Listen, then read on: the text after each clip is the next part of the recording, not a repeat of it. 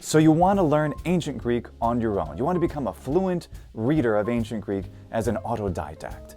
Well, in that case, maybe you've heard of these books. Maybe you're thinking these might be the ticket. Athenaze, that's the English language version, or the Italian language version. That has more pictures. We'll talk about that.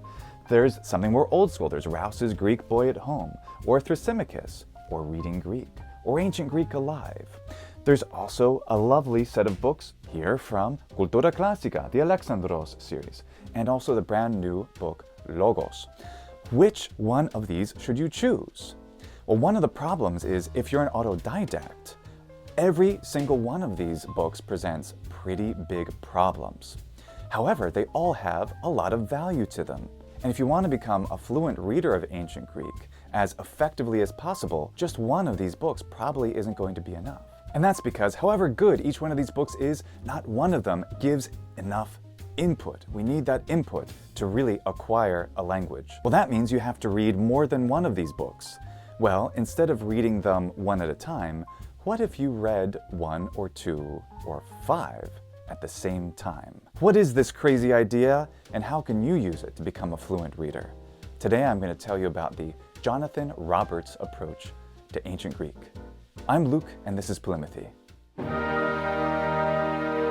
So today I'm going to show you the 2 ways that you can apply the Ranieri-Roberts approach and finally become a fluent reader of ancient Greek. But first, I want to show you the good, the bad, and the ugly of each one of these textbooks. So let's start this with Athenaze, which is one of the most popular books for learning ancient Greek. I'm going to see why. It has a lot to do with this Italian one. But let's look at the original, which is what I call the US or UK version, the English language version. By the way, this book was used. These aren't my writings. I usually don't make these kinds of marking. I just correct mistakes in pencil when I find them. So what we have here is actually a novel approach to learning ancient Greek, believe it or not, because instead of a grammar translation book that is just trying to teach you, hey, here's this grammatical concept, for example, grammar, oh look, grammar, and then you would get maybe a reading text, if you're lucky. That's the grammar translation method. This turns the whole paradigm on its head, or at least it lopsides it. Makes it huption. Now, what we have here instead is a text that you have to read to understand this little bit of a story. This is a continuous narrative, volume 1 and volume 2, or book 1, book 2. And then you learn about the grammar. This is a much better pedagogical approach than the traditional grammar translation method of the past 2 centuries. So it's a huge improvement. Plus there's a continuous narrative, and what this book, in fact, what all these books have in common, these are all called graded readers. What they do is they start with easier readings and they get more and more difficult as you go, until the point that you're occasionally, in fact, especially in the case of Athenaze, by the end of book 2 in particular, you're reading original stuff. You're reading Aristophanes. It's fantastic. So this is kind of in the right direction, but language acquisition is about input. In fact, it's about comprehensible input. We can be taught a grammar concept, and then we have to have an example of it, and then we go to maybe seeing it in context. That's really not how our brains acquire language. They acquire language through context, which we can understand essentially in of itself, that is comprehensible input. Then we have an example that isolates it, and then we have a grammatical explanation. Whether in, ideally, the target language, not here, we have the English explanation, or in our native language, in my case, English. But already, if you have never seen ancient Greek, this might be a problem. If you don't read the alphabet, even though there's a brief explanation of the alphabet in the pre-chapter, it's not really that helpful. You have to kind of muddle through this. Okay,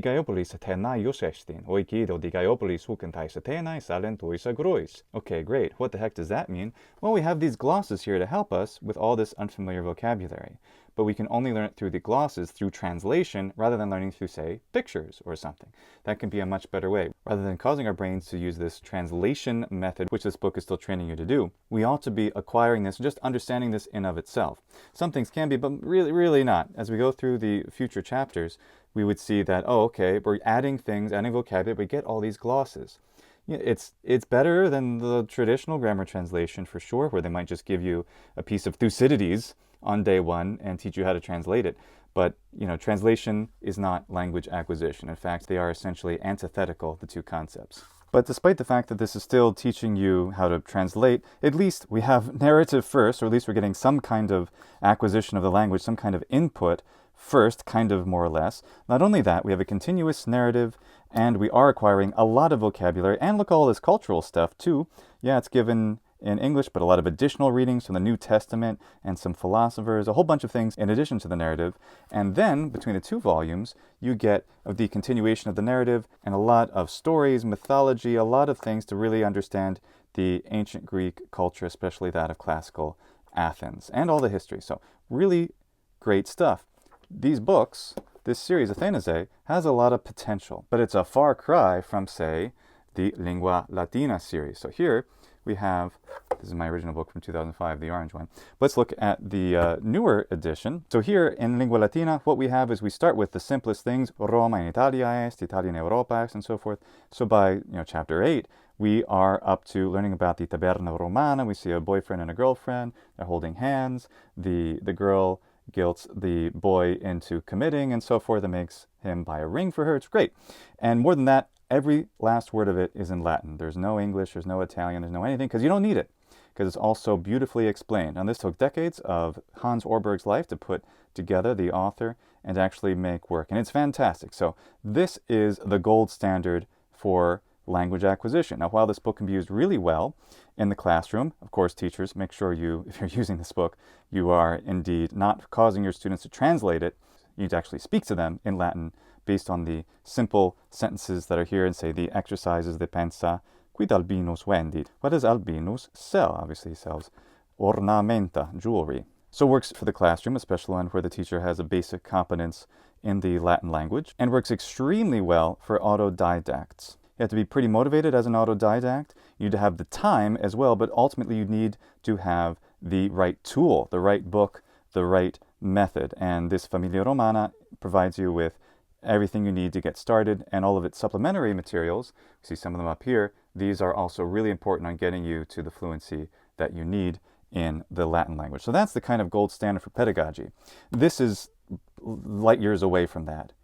So what Vivarium Novum did here, they took this original English language edition, as we'll call it, and they Ørbergized it. They tried to make it like Familia Romana. Well, let's go to the first chapter and see the same sentence we saw a moment ago.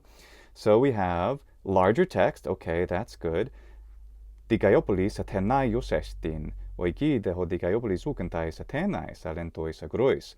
So Dikaiopolis is an Athenian. How would we learn that? Through acquisition. Well, we see Athenai, we have Athens here, and then we can understand that Dikaiopolis is Athenian. Maybe. It's not the easiest thing to understand from context, but something that this book does, both the Italian one and the original, and by the way, most of these textbooks, is they assume you already know Latin. Now, I can tell you, as a fluent Latin speaker, even before I started learning ancient Greek, it was really important that I understand the case system and all that, and the great stuff I got from the Lingua Latina series, but it wasn't nearly enough to really help me understand these things in a comprehensible way, and we'll see exactly why those problems occur. So the idea here is to make things comprehensible so you don't need glosses for every single new term. We have, for example, hokleros, which is this thing. Well, what is hokleros? It means an estate, or essentially a farm. We also have mikros and macros, put opposite of one another. That's kind of what macros means, though it's more long than big. And then, nevertheless, we do have to have glosses of so many of these words. But now, instead of there being in English, they're in Italian. Well, that might be a problem if you're not a fluent Italian speaker. I happen to be, but just like I know Latin, that's not quite enough to make these books perfectly useful or comprehensible. And we get pictures like this. We see anthropos and anthropos iskyros. Iskyros doesn't mean large, it means strong. Okay, that's understandable, but that's, again, not perfectly clear from the context. So it's tempting. It's trying. We have hoshitos, that's grain. Polúchitos, a lot of grain, but we might not totally understand that. And then the most famous of any of these, there he is, Dikaiopolis, ho Dikaiopolis. Really? Do you really need a dot after the delta? Is that abbreviation necessary? This isn't Aristophanes. Ho Dikaiopolis stenazdi. So I'm using classical Attic pronunciation, by the way, today. So Diapolis, whatever that verb is. Is this verb sad?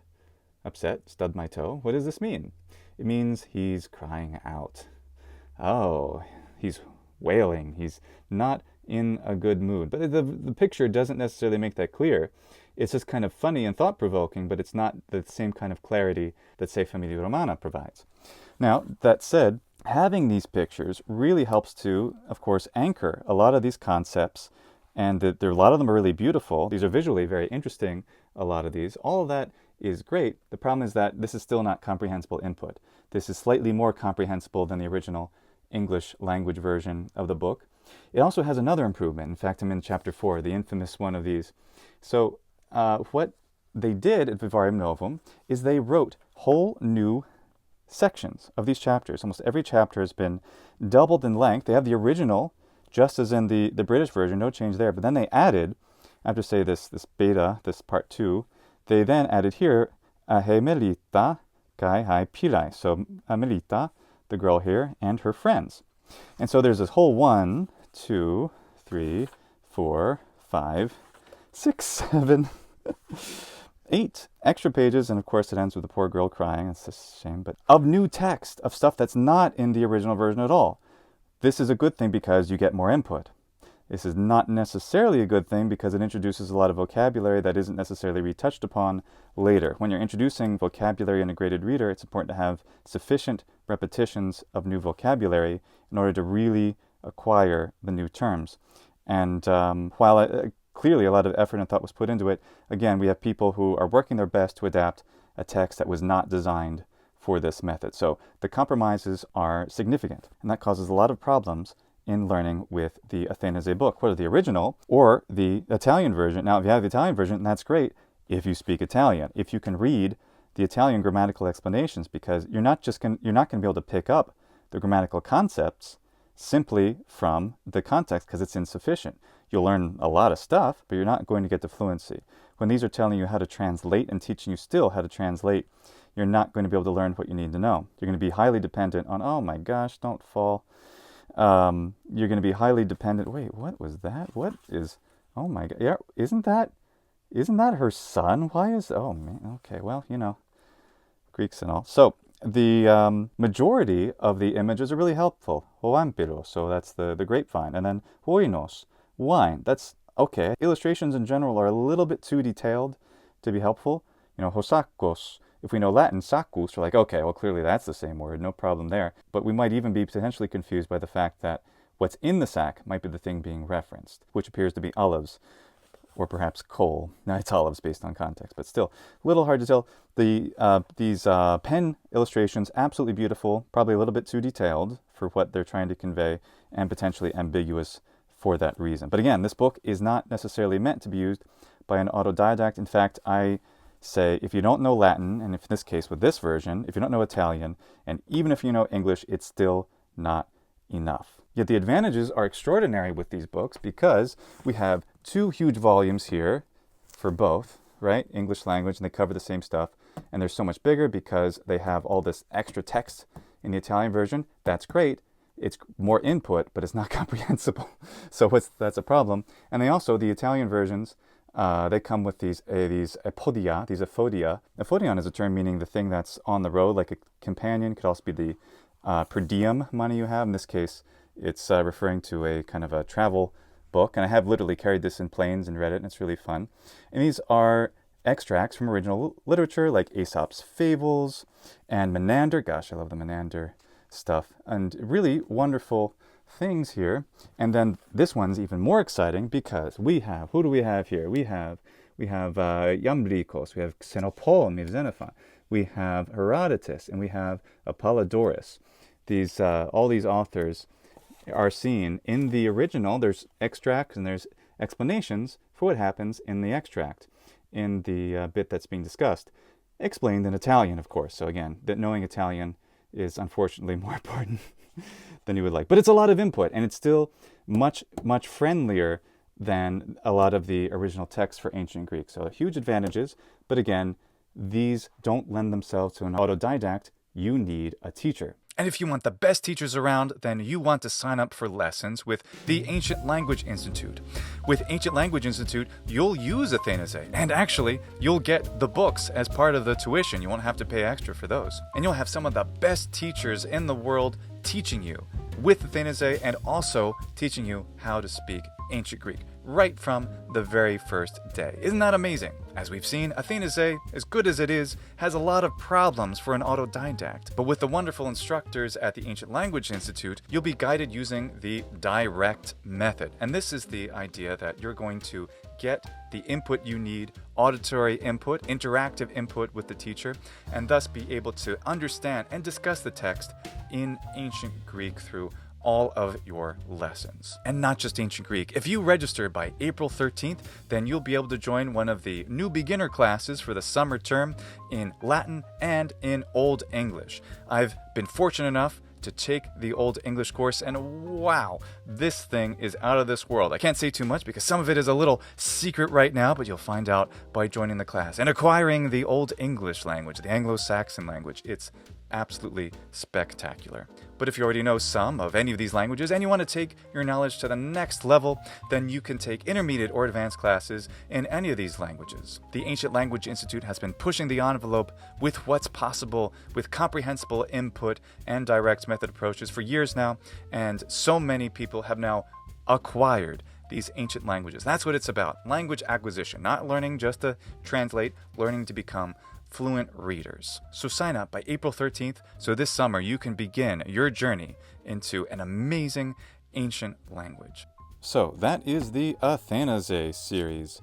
Highly comprehensive, amazing levels of literature that you get to, but you really can't use it without the help of a teacher or a lot of other, well, persistence, shall we say. Now let's talk about Alexandros. This is from the Cultura Classica. They are a fantastic editing house, and we see there's two books here, the Mythologica we'll talk about in a second.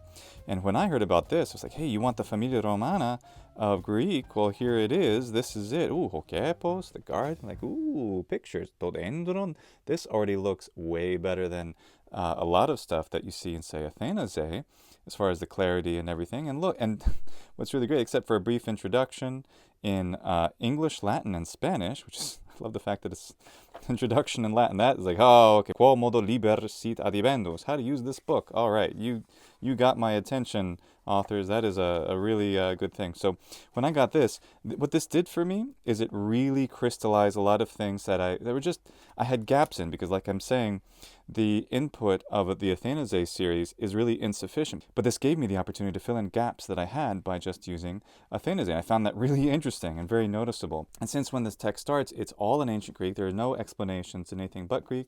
We have, alphabet stuff here. You learn how to write it. All of this is great. And oh, look, a dialect kaire goi me Alexandros.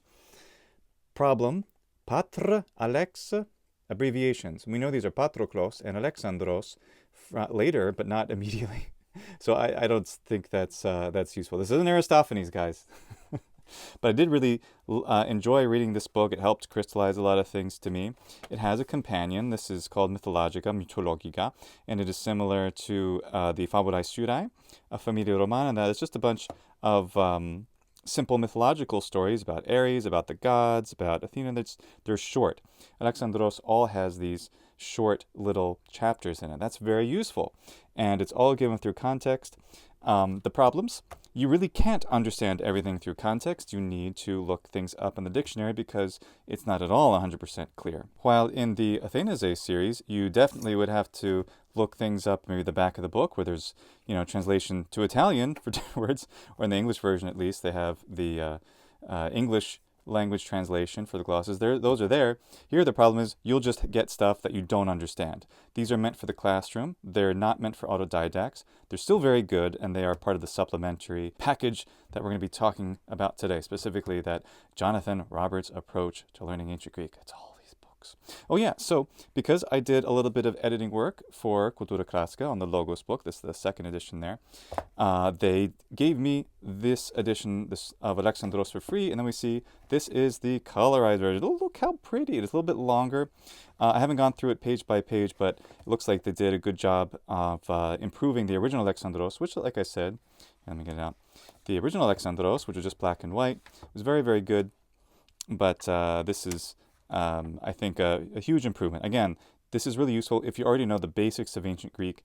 It doesn't hold your hand enough in the beginning for true beginners who don't already know Latin or at least the Greek alphabet. So, but oh look, there's duck, netion. So I wanted to mention that I did in fact receive the newest version of Alexandros and Mythologica from Cultura Classica, thanking me for some editing work I did for them. So thank you, Cultura Classica, and I want you to know that, the fact that I have a professional relationship with Cultura Classica. Nevertheless, I am attempting to be as impartial as possible when discussing these. So Alexandros, another step in a very good direction, but again, not nearly clear enough. Now that brings us to, wait a minute, Rouse, who's this guy? Well, here he is. This is the original Greek Boy at Home. It is also a reader, a graded reader. It went with Rouse's grammar book, and his grammar book is a typical thing. Rouse really believed in using the Greek in the classroom and Latin. Thus, he wrote readers for Greek and Latin, like we see here, and they are graded. They start easy and they get more difficult. What Alexandros is it takes a lot of the things that are in here and makes them much simpler, much more approachable, at least for the beginner classroom. However, if you master Alexandros, will you understand what's in here? A little bit, but the level of sophistication here is just, it's light years apart. This has a level of sophistication, even in the early chapters, that goes way beyond anything that you see in almost any of the other books, which is fantastic because there's something extremely authentic about this in style, which is wonderful, but there's no pictures, no anything. We'll talk more about this later. This is really great after you already know Greek. So you need to, the thing about most of these books is these books are so wonderful and so useful, like Athenaze Volume 2, if you already know Greek. Which is like the chicken and the egg. This is circular reasoning. How do we break this cycle? And that's what this method is all about. Now let's talk about a different book. Here is Reading Greek. So Reading Greek, it has an accompanying grammar book and it teaches you grammatical concepts, but ideally you're using this with an input-based method where you're reading the stories. It has, cultural explanations, all that. It's really, really, it's not bad. Like, un kybernetes to ploion kyberna proston limena. So the captain, the pilot of the ship, pilots the ship towards the port. Isn't that great? All of that is fine. Here's the problem. You still already have to know basic ancient Greek to, of course, read the alphabet and understand things, even at the first chapter. It has glosses for everything. So you can learn, but you're not learning through acquisition. The acquisition really only happens after you've understood this vocabulary, first from context, then you won't get it in context. You have to go here. You have to do this back and forth thing, again, the same problem with Athenaze, until you're able to read it on the third, fourth, fifth time, and you don't have to look at the vocabulary anymore. Then you're finally acquiring language. Until then, you're just translating, and you're handicapping yourself. So good, but difficult in that way. However, it does have adapted readings of lots of literature, from Aristophanes, from Plato, from Euripides. It is outstanding how much it covers, and it gives you a lot, all these vocabulary, and the accompanying grammar book takes you through progressively the grammatical concepts you need to know to get really good at reading classical Greek to a high level of reading fluency, except for the fact that it's not teaching you to acquire, it's teaching you to essentially understand through translation. So if you don't want to use grammar translation, and you shouldn't, you need to do what I just said. You have to keep reading and reading and force your way through it. And if you still don't understand something, you have to know how to look it up. You're going to run into verb forms that you don't understand. This is true of all these books. You're going to run into verb forms you understand, have to figure out how to look those up on Wiktionary or something else, or in the back of some other textbook, probably not this one, and eventually acquire that way. It's this cycle of constantly forcing your way through many, many things. So this is difficult. Or maybe you saw something, oh, where did I see that back in, Athenaze or Alexandros? This is true of all of these books. They're all fantastic in their own way, but pedagogically, they simply are not for the autodidact, and perhaps not even for the classroom, depending on whether or not the teacher is speaking ancient Greek at you. If the teacher is speaking ancient Greek at you, then these are just, aids, whatever, and they're drawing pictures and being comprehensible in their input in the classroom. Okay, that's great. But if you're not there, this is going to be really interesting. The selections are great. I find them really pleasant. And again, giving this beautiful and interesting picture on the classical Greek world, something that Athenaze also excels at. That's all good stuff. But unless you already understand ancient Greek to some basic level, you're not going to be able to advance very well with this book. You're going to have to look up a lot. Again, that's true with most of these. Another book where that's definitely true is Thrasymachus. I love this book. It doesn't have any pictures. So why should I like it so much? Well, it's almost all dialogue for the first half. And the premise is that in the very first chapter, we see this little kid called Thrasymachus. He's obviously an ancient Greek child. He is approached by Hermes. And he says, "Hello, Thrasymachus. Kaire o Thrasymachus ara kateodes." And Thrasymachus says, "Anthropoponen akuo." I hear a person's voice. And Hermes says, "No, I'm a god. I'm the messenger god. I'm Hermes," and so forth. And he says, "I have a mission. Zeus has told me that I have to take you through Hades to teach you about all of the different mythological figures and legends and heroes and Hector and all these things." So we have some grammar that's given here, but the grammar that you're given here, here's the problem with it, not nearly sufficient, more sort of a review to understand. Supplementary to other things, this is a really good reader. In fact, it's a very entertaining reader. It's very well written. It's fun. It's funny. But again, you have to kind of already know the level of Greek. You already have to understand enough Greek grammar and vocabulary before you use this. Or you have a teacher that can explain things. Otherwise, it will be prohibitively difficult. Look how small this font is. This is an introductory book. What were they thinking? This is where the Italian Athenaze is so far the best in all of these. And Alexandros is quite good too in that way. Like you have big text, that's easy to read. Here we have tiny text, not easy to read, but one of the most interesting of the things to read so far that we've seen. Well, arguably, the stuff in reading Greek is also super interesting, but I think Thrasymachus gives it a run for its money, certainly for the beginner. Now, all that said, the point that we've seen with all of these is that you really can't fully understand the language even with all of these, potentially.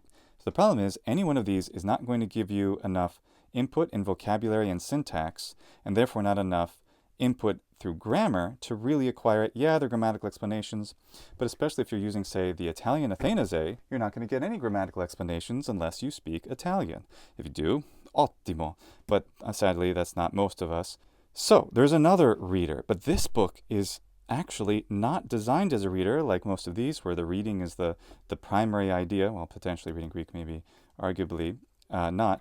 Ancient Greek Alive is actually a traditional grammar translation book that is very nicely adapted to using it as a comprehensible input book, even though it's not at all intended to do that.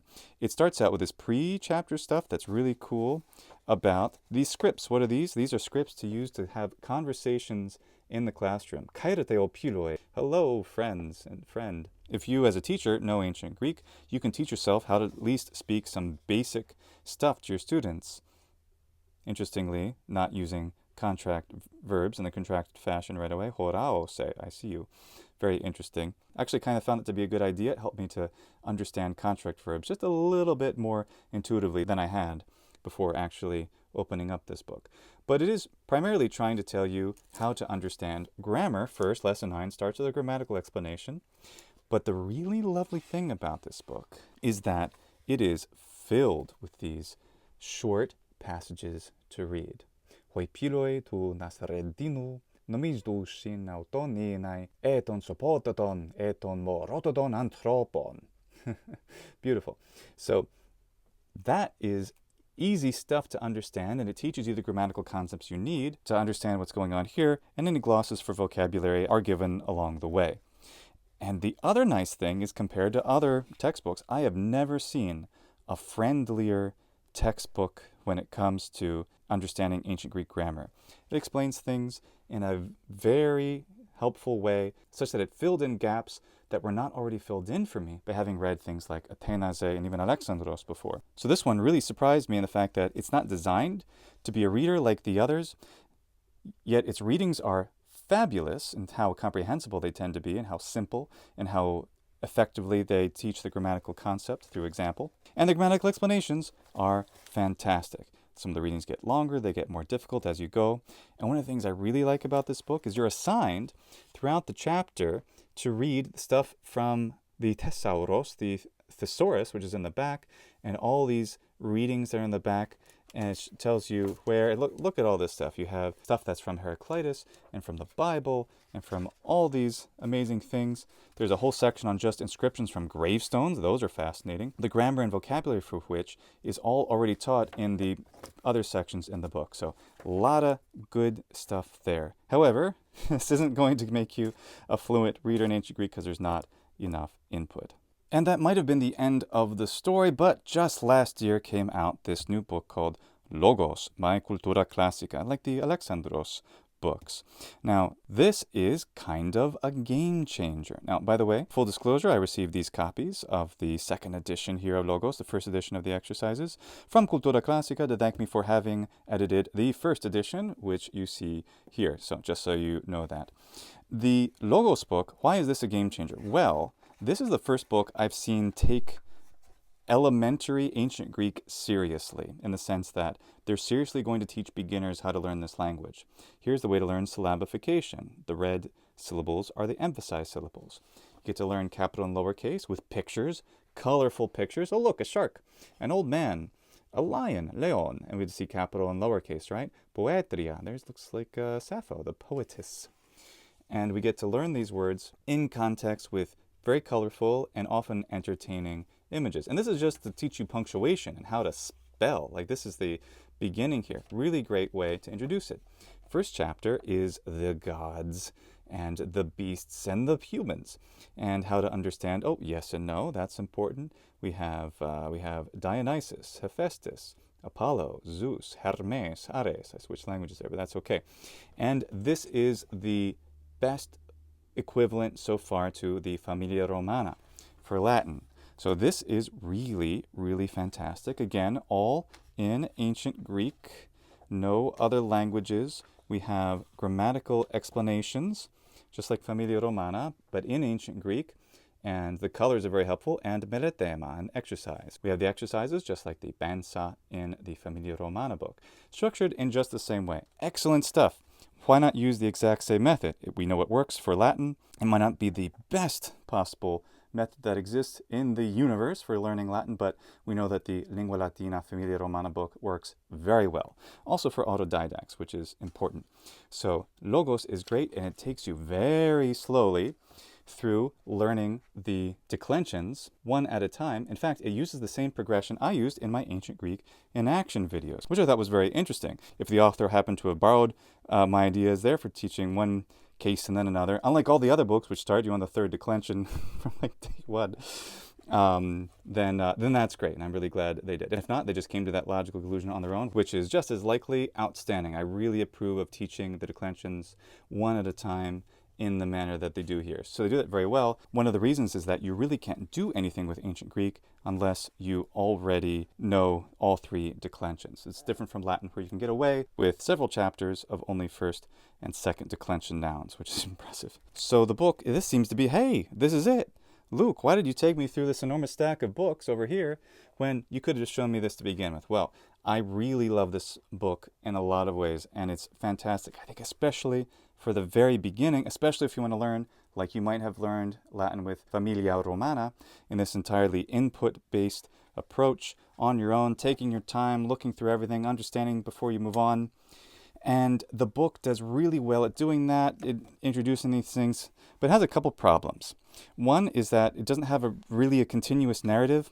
It introduces every other chapter really useful, interesting concepts like here's the planets and the solar system. You know, this is all good and useful stuff to really understand a lot of things in the language. And, you know, look, Uranos, Agros, so learning field in this chapter, in chapter 6 instead of chapter 1, like Athenaze. This is really outstanding stuff. It's colorful, much, much more user-friendly, and you really don't need to translate anything to understand it. That is, until you get to more advanced chapters. So the book has a couple problems. As an introduction to ancient Greek, especially the very beginning, I think it's the best of any of these so far. But as far as getting you to a more advanced level, well, there's none that gets you to a more advanced level than, say, Athenaze and reading Greek. These get you into the literature in a way that this simply doesn't approach. This gets you basically to the beginner of intermediate. These get you to a more advanced level. So it's a great start. The other problem is that the later chapters become less and less comprehensible. More and more things are assumed to be clear somehow from context, and they're not at all. It's especially true in the later chapters. Seamus MacDonald did a very good review and pointed out the flaws for the autodidact, how a lot of this isn't necessarily clear from context. But I still think what they're doing with this book is attempting to create something for the classroom. That's very much true of the Alexandros series. It's also true of, say, the Diálogos book. This is another great one. These are just exercises to do in the classroom with other students. It's also true of the We Are Latina book that I did a review on for polýMATHY Plus. This is a classroom textbook. Really beautiful, lots of great stuff, avoiding modern languages, if not eschewing them entirely. That's all great, but ultimately some extra explanation is necessary to really follow what's going on. And Logos, in that sense, unfortunately, is not an exception. But that's okay, because I don't think it was intended to be anything but a book for classroom instruction with a teacher who understands the language really well and help with all of the inevitable stumbling blocks that are unfortunately baked in to the structure of this book in its current form. Wonderful step in the right direction. The best attempt so far to be like Familia Romana, but not quite what we need as autodidacts. And another strike against Logos, for as wonderful, colorful, useful as it is it doesn't have Macrons. It does not mark the long vowels. Neither did Alexandros, neither does Reading Greek or Ancient Greek Alive or Thrasymachus. Only Athenaze, the British and Italian versions, mark the long vowels. Now, if you have learned Ancient Greek and you don't know the long vowels, then you haven't actually learned Ancient Greek yet. That's because the fundamental nature of the morphology and the grammar of the language is based on phonemic vowel length. So I know when these authors don't actually know the phonemic vowel length because they're not writing them, because they spell words wrong with the accents being wrong. It occurs in every single one of these except the Athenaze books. Very interesting, huh? By the way, when I submitted my corrections to the first edition of Cultura Classica, which is here on the left, this is the second edition, I included every single long mark where it belongs in this book. So there we go, like klímaka, right? So all of these long marks are extremely important in the pedagogy of the ancient Greek language. And this book, Logos, would be just so much better if it did, in fact, have all of the long marks. But I've given them to them. They don't have to even guess. All they have to do is input them. I even offered to type them in myself if they, pass me a Word document or something. So if you want to get Logos in the future third edition with all the long marks, just let Cultura Classica know that, hey, Luke Ranieri would love to do this work for you, adding all the Macrons where they belong in the text, and he'll do it for free. He just wants this to be an outstanding book. So let Cultura Classica know that that's your demand, if you have that demand, and maybe they will consider it, huh? Chudan. So if you want to spell the language right, if you want to understand the grammar fundamentally, if you want to be able to appreciate the literature of the ancient Greek language, just like in Latin, you have to know the phonemic vowel lengths. You have to, therefore, have Macrons for your beginner students, because if they're not there, they will be greatly handicapped. And if you still don't know them yourself as a student or teacher of ancient Greek, it's time to learn them. How do you learn them? Athenaze. Read these, transcribe passages. You'll be able to pick up most of them pretty quickly that way. So in short, all of these books have great things about them, but they also all have significant pedagogical problems, especially if you are an autodidact. One of the ways I've recommended in the past to get over the problems presented by, say, Athenaze, specifically insufficient input, even in the Italian version, insufficient grammatical explanations, insufficient syntax to really acquire the language without these huge gaps that you feel, is to read both the US-UK version and the Italy version. That is both the Oxford and the Vivarium Novum versions of the book. How can you do that? Well, depends what your first language is and how much of a challenge you want and how you want to acquire the language.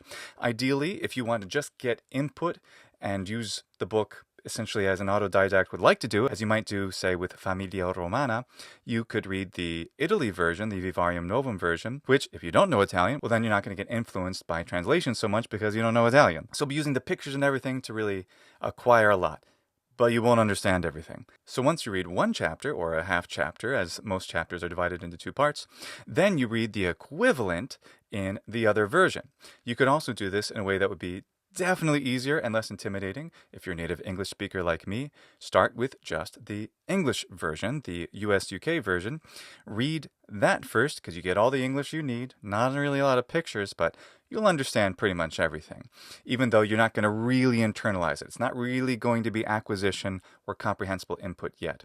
Well, you got to reread. You got to reread stuff that you already know to really get that input, even if it's something much lovelier pedagogically, like say Familia Romana, you gotta reread and reread and reread, but that can be a little boring if it's the same pages. If it's the same thing with the interesting augmentations that say the Italy version has, the Vivarium Novum version, with the pictures, with the extra narratives that are in there, the extra story, well, that's really exciting. So you can have these two texts complement each other. And the other thing, the aphodia, those can be read accompanying each chapter starting around chapter 13, kind of like the Fabulae Sciurae for the Lingua Latina per se illustrata series. So that's a way to make the Athenaze series on its own work a little bit better. You get more input of the same thing, you're rereading, and you have more of a chance to understand what that book or what those books altogether are trying to teach you. But it's not as effective as it could be. So this doubling up of the Athenaze, Italy and UK versions, that was something that I often recommended to my students. But when we were putting together the original Ancient Greek program for the Ancient Language Institute with my friend and colleague, the co-founder of Ancient Language Institute, Jonathan Roberts, he had this really amazing and crazy idea. What if, he said, we have the students read chapter 1 of all of these books every week, because that way they would get enough input to actually acquire and internalize the vocabulary and the grammar and the syntax and idiom and everything they needed. And it was a really interesting idea, and we tried it. Ultimately, we found it was impractical because how do you coordinate that? That's a lot of stuff to read, and more than that, some of these books start off pretty easy, some of these books start off on hard mode, and that is a problem for the student. You have all of these different ways to try to learn at the same time. The student gets exposure to these different methods at the same time and isn't going to necessarily be able to acquire everything. Yes, the student is going to get sufficient input, but may not be able to process that input because each textbook has its own sequence of how it teaches things. Nevertheless, Jonathan was really onto something. I had already found that reading more than one of these books was helping me, and then I decided in the years since to just read all of them. And I found something really fun. So years ago when I first read the Alexandros book, I read that and I was like, oh, now this is crystallizing stuff for me that I saw in Athenaze. I understand that book so much better now. Then when I went back to Athenaze to try to read that again, I was like, this is so much easier now because I had the repetition and I saw it in a different context in Alexandros. And then I found reading Thrasymachus, same thing. I found when I was reading Greek, redundant, right? This whole thing is about redundancy. That I understood better still, that this was working for me. Now, it took a long time to read every single one of these, but I found that this was very effective. It is not efficient, but I can tell you and promise you that the Jonathan Roberts approach to ancient Greek, reading all the intro textbooks, is effective. You will be able to get the reading fluency you need, not least of which because about half of these books explain the grammar. Some of them better than others, some of them really well. And so if you use some of them, or even all of the ones that we talked about today, it'll take a while, but eventually you will be filling in all those gaps. Gaps that say a book like Familia Romana doesn't tend to leave. So I promised you 2 ways to apply the Jonathan Roberts approach. The first one is to do pretty much what I did for a while, which was you read one book until it gets boring, or it's too hard, or you just have a block, or you just don't want to deal with that anymore. Say Athenaze. That happens to pretty much everybody.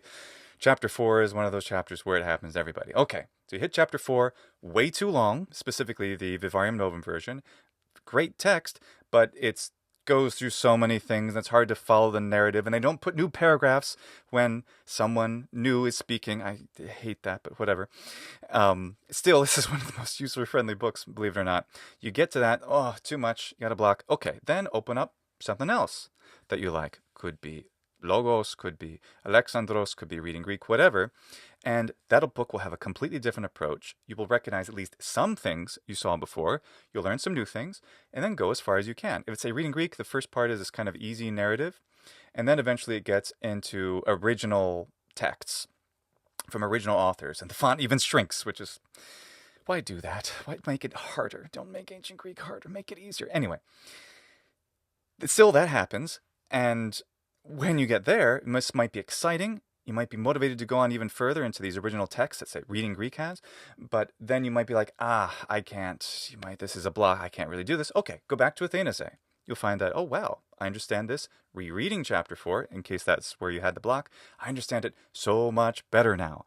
And then you can proceed further. Keep going until you hit a block, and then you could pick up Reading Greek again, or another one of the books that we talked about already. Thrasymachus, maybe. And you'll find by doing this is the first way to approach this, by just kind of pushing as far as you can, and then when you're feeling sufficient resistance that you either, if you feel like quitting, oh gosh, definitely try something else. But if you feel enough resistance that it's not going to be easy, but it's too hard, think of it like climbing a mountain, right? At night, which I've done, good old military training, barking you up the mountain, faster, do push-ups, great experience. In any case, if you find you're not going up the right path and it's the difficult trail, you're going, oh, this is too steep now, I have to climb over these boulders. And yet, if you're trying to get to the top, if you get over that boulder with a lot of effort, you might actually get higher, and that's good, but you also might be at the edge of a precipice, and then the next cliff is that much higher. Oh, well, then you have to go back down and then try something else. So that's what this idea is. You're not trying to kill yourself getting to the top. You're trying to go as far as you need and then try something else, then try another one, and then be patient with yourself. This is climbing Parnassus. This is a much more difficult task than learning Latin, mostly due to the textbooks, but also due to other things. Again, I'm speaking to a mostly native English-speaking audience here, so Latin is easier for English speakers because of cognates and grammar, and that tends to be true for, of course, most Western European speakers, since most of them speak Romance languages. So Latin's going to be easier for people in general. Ancient Greek is harder, so be patient with yourself. And then climb up the other way, and go as far as you can, and then try another, but keep doing that, and eventually you'll get there.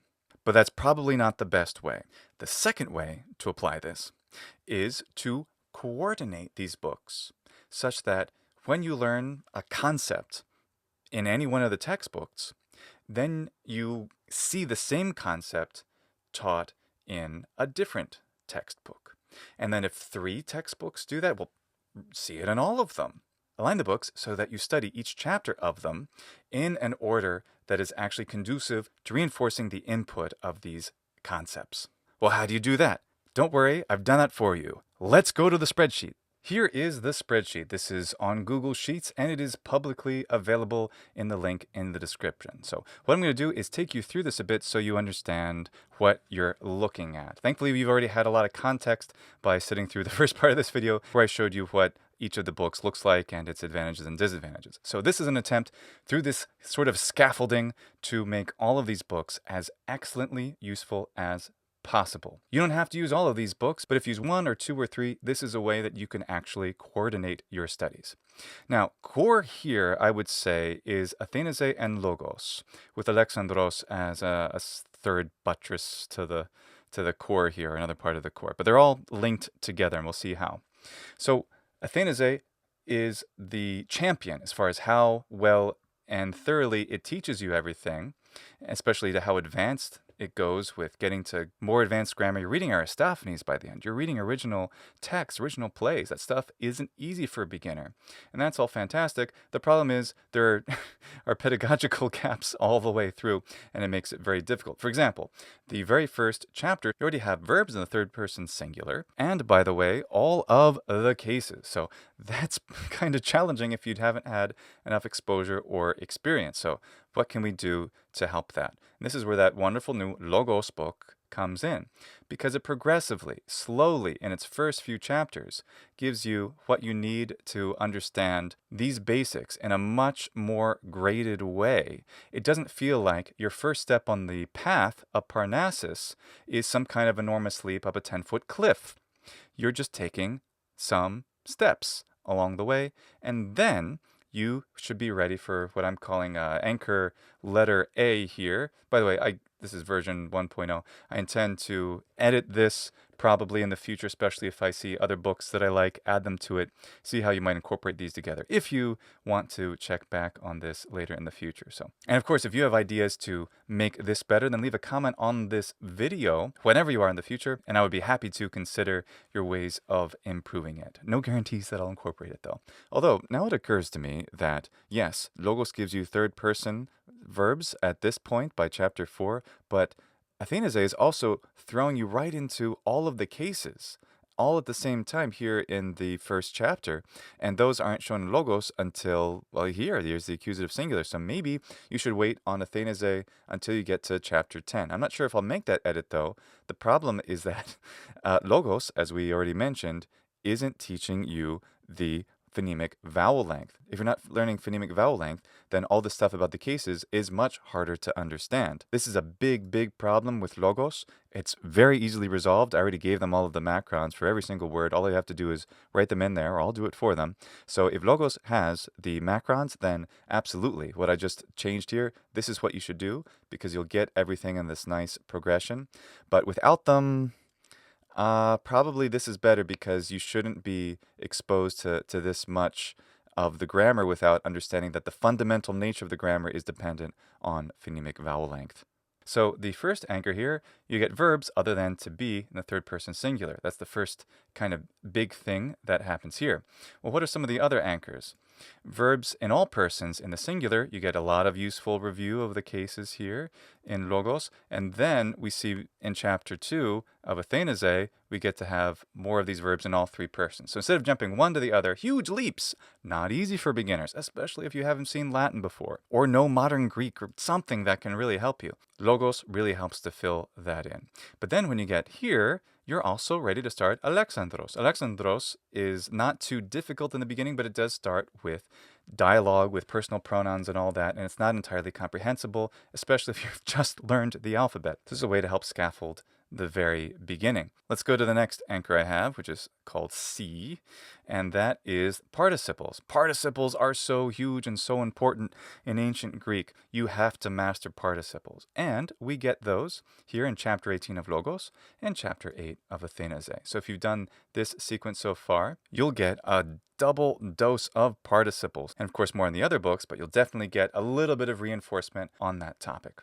Anchor D, that is the aorist. Okay, so the aorist, we have active aorist, active aorist, active aorist. Ooh, look at all that. So that's what this column is for. The little colors I put in between are just to kind of show you that there's a sense of linking. Note that below, it doesn't link here, but we see here that Thrasymachus and reading Greek, these do talk about the participle. We had an introduction over here. So now you're getting a little bit of review, and you get to double up on reinforcing this as a concept. Just as here, we can get the middle voice. But let's concentrate on the main anchors. We'll get back to those. The next anchor between the two core books that I'm using here, Logos and Athenaze, is the subjunctive. So we get subjunctive here in Athenaze and chapter 21, and we get it in chapter 29 of Logos. And then anchor, letter F, that one is the optative. So the optative, super important. Some of these books don't even cover it, really, which is kind of striking, kind of like Alexandros, that's an example. Optative, hugely important to understand the ancient Greek language. And we see optative here in Athenaze, and then we have it in Thrasymachus and reading Greek, and even A Greek Boy at Home by Rouse. That's pretty fantastic. Notice, of course, a book like Rouse, it has in the accompanying grammar book for Rouse, it does talk about these things, but real quick. So it's very useful to have, if you have the grammar book that accompanies reading Greek, that can be helpful to explain things more. But you're introduced to the optative in context in reading Greek in section 8AC. And in Thrasymachus, you also get more reading on that topic. And finally, the perfect, another tense that's somehow omitted in a lot of pedagogy of the ancient Greek language. I don't know how that's possible. But anyway, we get introduced to part of it, the perfect mid-passive in chapter 27 of Athenaze, and then the active perfect in chapter 28, and then we see perfect here in Logos, perfect in Thrasymachus, perfect in reading Greek, and the perfect in A Greek Boy at Home. So those are the big anchors that I thought were essential for coordinating the study of these books simultaneously.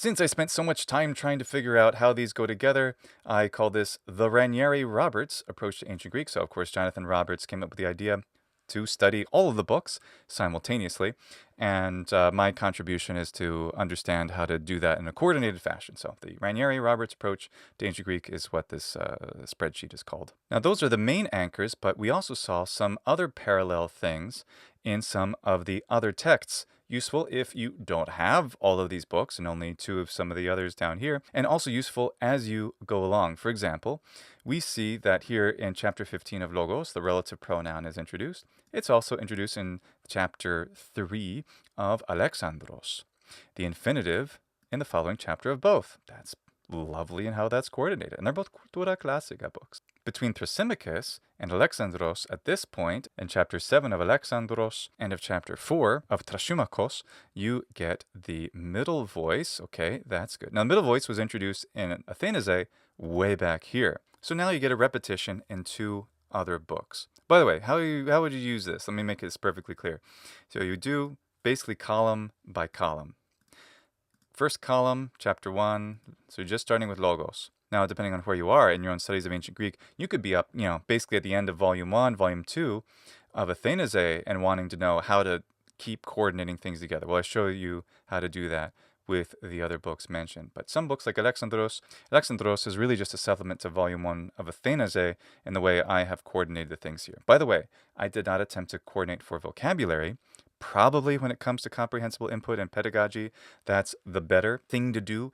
But these cover such a wide variety of vocabulary, I found it virtually impossible to do that in a way that would work. You could definitely try, and you could always use the first way to apply the Jonathan Roberts method, was just read as far as you can and read the next thing, and then we get the same effect.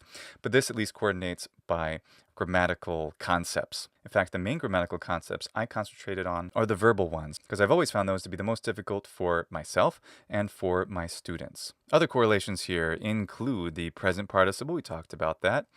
The participle is introduced in the Athenaze Logos core of all this over here, but the Thrasymachus and reading Greek, they do it here. That's why you do that then. Another correlation between Alexandros and Logos, we have the present subjunctive here, and we have some more subjunctive here as well. So that's some subjunctive. That's good. Here in Logos, we have the aorist passive, and here we have the aorist passive. And look, the aorist passive in Rouse's Greek Boy and reading Greek, Thrasymachus, and Logos all together. Now let's talk briefly about the supplements. So there are these core textbooks like Athenaze, the English language version, the Oxford version, or the Vivarium Novum version, VNOX respectively. There's the Aphodion, and the green one here, we saw that earlier. By the way, these colors generally correspond to a significant color on the covers of each of the books as we saw them here, in my editions at least. So that's what these color codes are meant to represent. The first Aphodion, which is for the volume 1 of Athenaze, there are selections of original ancient Greek you can read after you get to chapter 13. That's exciting. You get to read some of the Gospels and of Menander, all kinds of cool things, Aesop's Fables, and they're coordinated by chapter for vocabulary and occasionally grammar. The second volume of the Aphodion, again, each one of these. One of the books that we didn't actually look at, but is also coordinated here, is the Kebetos Pinax, an original ancient Greek text, and it goes along with all of the remaining chapters of Athenaze Volume 2. So great to have more reinforcement, more input, something that's probably a little bit more fun than a lot of the stuff here in the original Athenaze. It can get a little dry, a little heavy. Again, it's good to get more input from multiple sources, especially if it's coordinated in this fashion. So this kind of doubling up coordination is already done for you in the Athenaze series. That's why the Athenaze series, especially the Vivarium Novum edition, is such a fundamental core. And also, the only place you're going to get Macrons of all of these here is in this one. A great, grave shame, I must say. That's why Athenaze is generally essential. You got to learn the long vowels. Athenaze is a great way to do that. There are other ways, but Athenaze is one of the least painful. Logos, as we talked about, notice how much there starts to get to be these spaces. We also have a gap here, like here in this column, we're not doing anything for Athenaze. We're going down to some of these, and we're coming back. Okay, a little gap there helps to spread it out, helps to make it easier. Notice the necessary gaps here with Logos. Logos, which was so helpful in the beginning, becomes so unhelpful with the lack of clarity of how it presents things later on. Again, great book. They're all great books. I've read every single word of Logos first edition 2 times to fulfill my duties as editor. Outstanding, no doubt, in a classroom with a very competent teacher, but still, we're talking about autodidacts here. That is the meter by which I am measuring these today. So again, more gaps here, huge gaps for Logos, and also, helpfully, I think, large gaps too for Athenaze. You could probably get by jumping through these chapters for Athenaze, but if you have these other books, definitely read them because they're very helpful to supplement your understanding of the stuff up here. And then when you come back to Athenaze, you'll be like, oh, this is an old friend, instead of, a friend who outstays his welcome. I've often thought that about Athenaze. Friend who outstays his welcome. Thrasymachus is one of these really fabulous ones too, because it incorporates rather effortlessly original text from Homer. Thrasymachus gets you to be, I think, okay at Attic prose understanding, but gets you to be reading Homer. Again, it doesn't really help you by teaching you per se, but it is a graded reader, so if you're using these other things supplementarily, you will be able to understand a lot of it pretty well. So it's really cool it has so much from Homer in Thrasymachus in the later chapters. Another of my favorite supplements here is the Mythologica that goes with Alexandros and the Mythologica. That one, it says that you can read chapters 1 to 16. The first 14 chapters pertain to each one of the gods, and then there is chapter 15 and 16. They start to do more mythology stuff. Great stuff. It actually says in the book, you can read them after you finish chapter 4 of Alexandros. And I'm going to tell you, no, you can't. You actually only get the ability to read them comfortably after chapter 6. You need at least another 2 chapters to read those easily. So I think that they might have just messed up the Roman numeral, putting the letter I on the wrong side, I think, when they had that in the book. That's my assumption, because this is where you should start reading them. But then it's really cool here. You don't really see it because it's not expanded out. You get here, then you'd read 16 of these guys. Really cool. Take your time with those. Something real different. And then move on to, the next column. And then eventually get back here. And then you do 17 and 18 of these. So these are all exactly as explained in the Mythologica book when you are able to read these follow-on chapters of mythological things. Great stuff. So just want to mention that. The book says you can read it after chapter 4 of Alexandros. I'm telling you, no, probably not a good idea unless you already know Greek. That's the problem with each one of these. They're fantastic to learn ancient Greek if you already know ancient Greek. A little anti-tautology there. So, Greek boy. Now this one is I think this is enigmatic. Now here, what I did here is I show you, there's a chapter 1 in the grammar thing, but the corresponding chapter 2, because the chapters are named after the grammar sections in Rouse's grammar book primarily. So there's no chapter 1. So that's why this is missing. Now, you might be wondering, whoa, we're already in volume 2 of Athenaze, and that's when I'm going to start A Greek Boy at Home? It can't be that hard. Well, I think this diagram really shows what's going on. Now, while Alexandros is based off of Rouse's Greek Boy, and when you read A Greek Boy at Home, you'd be like, oh, I recognize all these little things from Alexandros. That's helpful for context, but this is so much more sophisticated, so much more like original classical Attic. Even in the early chapters, this is still graded, with the contractions, with the idiom, with all kinds of things that go completely unexplained, that I had to figure out. Idiomatic stuff in early chapters, I figured them out by going to TLG and typing them in and finding enough examples and then finding a translation here and there because they're not totally clear from context. Something a teacher would be able to explain. In fact, Rouse clearly made this book for himself to teach with. Fantastic. But for the autodidact, you probably shouldn't be doing this right now. So the level of sophistication between these is actually represented by this gap of, 3 columns. So slowly go through Rouse, be patient with it. And by the way, with a lot of these, you may not understand things the first time. And that's okay. Read it once and then go through the rest of the things in the column. If it seems clearer, then absolutely go back and reread everything in the column. Go back and read other things if you want. If this sequence isn't perfectly right for you for whatever reason, go back and do something before to see if you really get it. Read the grammatical explanations if they're available, such as in Athenaze or in the Reading Greek Grammatical Supplement. That one's really, really nice, actually. And we'll get to Ancient Greek Alive in a second and how you can employ that. You notice we haven't joined it with anything in this this matrix yet. It's a matrix. That's a fancy word. Greek Boy, just to explain what's going on here, it doesn't cover stuff that's really difficult, but sometimes gives you really good advanced vocabulary.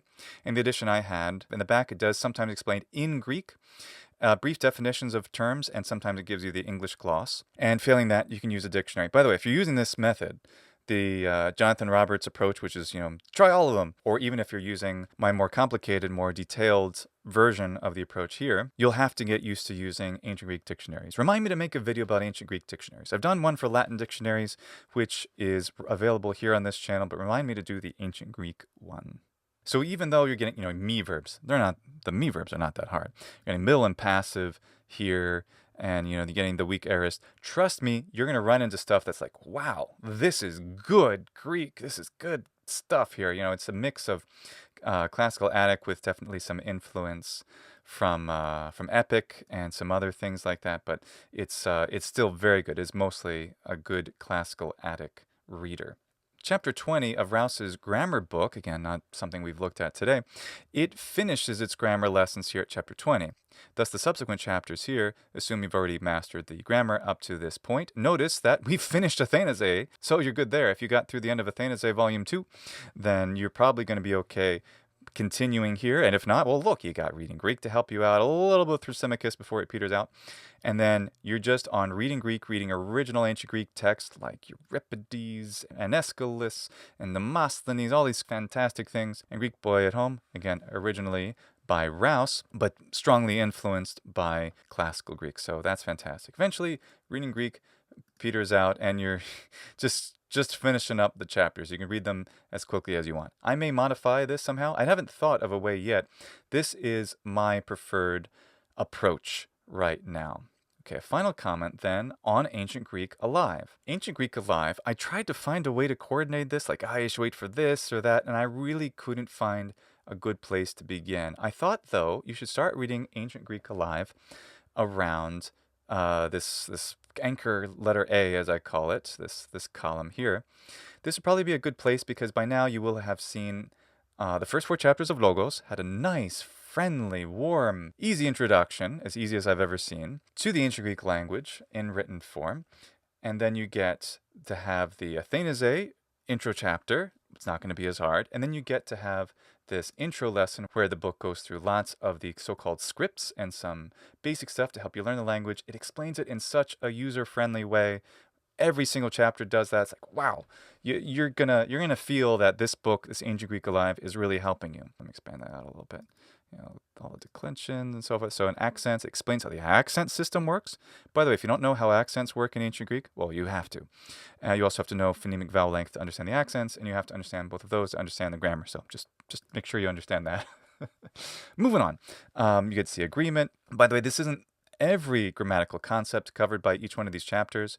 What I did here for all of these is I wanted to note the most important, especially verbal, if available, grammatical concept taught in any one of these chapters. Because I find the verbs the more challenging part of ancient Greek, as I said before, for me and for my students throughout the year. So that's why I only make some notes here on the grammatical topics covered. There's much more grammar that's covered or reviewed in every single one of these chapters, but this is what I thought was important to help to coordinate these together. And when I saw similarities, I would try to marry them together in the ways that you've seen. So you get to learn these different concepts in a nice, relaxed way. Whoops, didn't want to do that. In this nice, relaxed way. I put some boxes, though, around the key things like the third declension. That's important. The aorist, hey, that's important. What else? The subjunctive, the perfect tense, but they're not, and the optative, but they're not in the same order. So, if we make the optative the priority, well, I could push all of this ancient Greek Alive stuff back to the F column here, to the F anchor. And but then you would still be getting the perfect for the optative, whereas the other books introduce the perfect far after the optative. So I haven't decided. Maybe there's a different way to do this. I don't think you should go out of order necessarily. You certainly can. You can definitely read ahead, read some of this stuff out of order if you want to, especially if you're just reviewing Ancient Greek Alive to understand these grammatical concepts in a very user-friendly way, then you absolutely should. By the way, all of the books I've mentioned, I'm going to put links in the description of the video, send them to Amazon or wherever I can find them so that you can get these books if you want any of them. I do like all of them, and they do each have their place, I think. And I haven't added any others yet. I know there are other readers, but these are the ones I wanted to concentrate on. Like I said, read the Thesaurus. That stuff is gold. Read the intro lesson 2 for Ancient Greek Alive. Again, this is version 1.0. If I make modifications, you'll see the version may be different up here. But for now, I think this is a good way to progress from nothing, from not knowing anything about Ancient Greek. Ideally, you've learned the alphabet somehow because, it's not that easy. To progress all the way to reading fluency. So is this an efficient approach to learning Ancient Greek? Udamos! It is, however, an effective way to learn Ancient Greek. This Jonathan Roberts approach is to use more than one introductory textbook to learn the language. Heck, we could use that for Latin, we could use it for any language. So thanks so much to my friend and colleague Jonathan Roberts for coming up with this idea. This could be helpful in a lot of study. And this is how I've applied it in Ancient Greek with this spreadsheet. My answer to everything is a spreadsheet for some reason. Learning languages as an autodidact is super fun, but it's also super challenging. You have to keep at it for a long time. Something like what I'm proposing here, all these books, it's going to take years to get through it, but heck, be patient with yourself. Keep moving. You'll definitely feel the progress as you go, and I really think you'll feel it by getting the help from multiple books at the same time. So let me know in the comments how you do with this method. I don't expect to hear from you within the next days or weeks or months. Maybe some months or maybe next year. Let me know in the comments because I want to know how this is working for you. Also, if you have recommendations for other ways to align this, feel free to let us know in the comments. And if I like the idea, then I'll apply it to a new version of the spreadsheet in the future. However, it is really hard to learn these things on your own. That's what the Ancient Language Institute is for. So check out ancientlanguage.com. Thanks again to Ancient Language Institute for sponsoring this video. And thanks to each and every one of my Patreon supporters. Hugiainete, walete.